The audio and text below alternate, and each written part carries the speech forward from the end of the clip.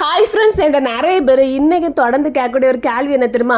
உங்கள் அடுப்பு மட்டும் எப்படி இவ்வளோ பளபளன்னு இருக்குது, எவ்வளவு தான் கறி கூட்டு வச்சாலும் சோறு பொங்கினாலும் அது எதுவுமே பொங்காத அடுப்பு மாதிரி எப்படி இருக்குன்னு சொல்லி என்கிட்ட நிறைய பேர் தொடர்ந்து கேட்டுகிட்டே இருக்காங்க. இந்த வீடியோ அவங்களுக்காக தான். நான் காரணத்தை சொல்லுவேன், நீங்கள் இதெல்லாம் ஒரு விஷயம் கொண்டு வந்தியாமா, உனக்கு வேறு வேலைன்னு சொல்லி இல்லையா அப்படி நீங்கள் கேட்பீங்க. அந்த அளவுக்கு தான் விஷயம் இருக்குது பார்த்துருங்க. வேறு ஒன்றும் இல்லை, நான் கறி கூட்டு எல்லாம் வைக்கக்கூடிய நேரம் ஒரு சின்ன துணி பக்கத்தில் போட்டுக்கிடுவேன் அடுப்படி பக்கத்தில்.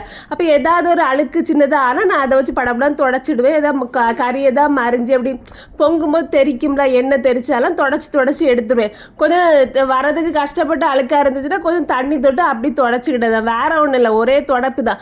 வேலைக்கு நடுவில் தொடச்சிக்கிடுவேன். அதனால தான் இந்த அடுப்பு என்னை பற்றி எப்பவும் சிரிச்சிட்டு இருக்குது. வேற ஒன்றும் பெருசாக காரணம் ஒன்றும் இல்லை பார்த்துருங்க.